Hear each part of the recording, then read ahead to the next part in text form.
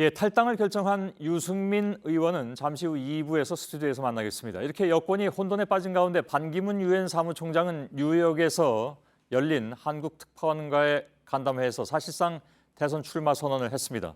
한 몸을 불살라 노력하겠다 이렇게 해서 역시나 오늘도 대선 출마를 명확히 밝힌 건 아니지만 이전에 애매했던 입장과는 확실히 다른 그런 상황이죠. 잇따라 나온 여권의 분열과 반 총장의 출마 선언, 어떤 함수 관계가 있는지 취재 기자와 짚어보도록 하겠습니다. 신혜원 기자가 나와 있습니다. 예, 반 총장이 공식 출마 선언을 한 건 아닌데 아무튼 이건 뭐 누가 봐도 출마 선언으로 읽힐 수 있는 그런 상황인 것 같습니다. 박근혜 정부에 대한 비판을 또 강하게 했다면서요?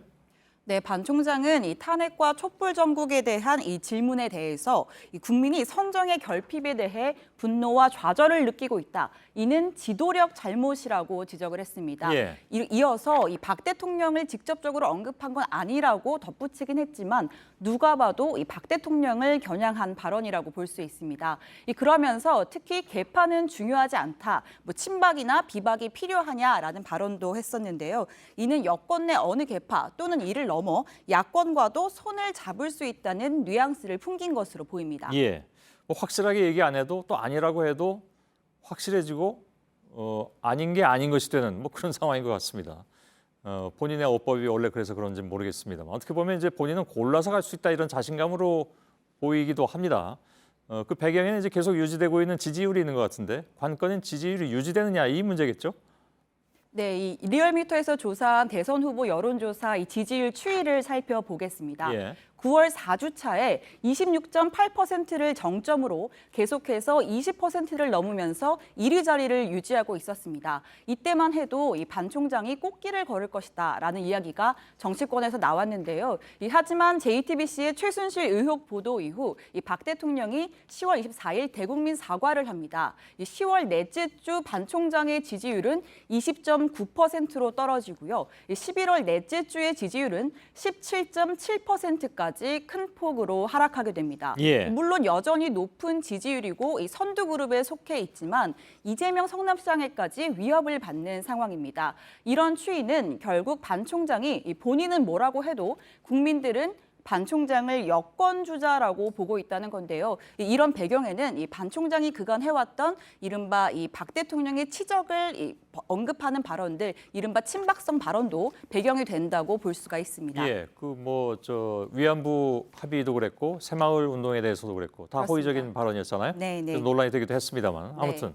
예, 그러다가 이 12월 둘째 주가 되어선 다시 20% 선을 회복합니다. 그리고 이 회복세를 두고선 마음 둘 곳 없는 콘크리트 여권 지지층이 여전히 반 총장을 바라보고 있기 때문에 이런 지지율이 나왔다라는 분석이 나오는데요. 예. 하지만 이런 지지층도 반 총장이 1월 중순에 귀국을 한다면 그러면서 본격적인 이 정치권 행보에 들어가게 되면 이른바 깜깜이 효과가 사라질 수 있다. 따라서 이 지지율의 변동이 있을 수 있다는 전망도 나옵니다. 예, 아무튼 초반에 높았던 지지율이 최순실 사건 이후에 박 대통령이 떨어지면서 동반 하락을 한다는 것을 아마도 반 총장은 뭐 눈여겨 봐왔던 것이고 알고 있을 거라고 생각합니다. 당연히 뭐 네. 그렇겠죠. 그래서 이제 박 대통령과 거리두기를 할 수밖에 없었던 선택 뭐 이렇게 읽혀지는 것 같습니다. 근데 물론 이제 이 지금 다시 조금 반등했다는 그런 지지율은 유지될 수도 있겠지만 과거 예를 보면 이제 이른바 깜깜이 효과가 대선 초반에 사라지면 그냥 명멸해 갔던 그런 비정치권 출신 주자들이 워낙 많아서 아무튼 그런 경험들을 모두가 가지고 있으니까 어떻게 봐야 될까요? 네, 그렇지 않아도 이 반 총장과 닮은 꼴로 불리는 이 여러 장외 주자들이 다시 언급이 되고 있습니다. 예. 일단 대통령 권한대행까지 했던 고건 전 총리가 있는데요. 17대 대선을 앞두고 35%까지 지지율이 치솟으면서 여야를 통틀어서 1위를 달렸습니다. 예. 하지만 정당과 개파의 지원을 받지 못하는 고위공직자 출신의 한계가 지적되자 돌연 불출마를 선언합니다. 예. 또 정운찬 전 총리도 있는데요. 이 충청 대망론에 기대 있다는 점에서 반 총장과 접점이 있습니다. 이 정 전 총리는 세종시 수정안을 주도했다는 역풍을 받아서 정작 대선 무대에는 서지 못했습니다. 예. 그러나 이번에 또 나온다는 얘기도 들리고 있고요. 그렇습니다. 예. 그럼에도 불구하고 현재로서는 두 자릿수 지지율을 기록 중인 게 반 총장밖에 없다는 점에서 여권에서요.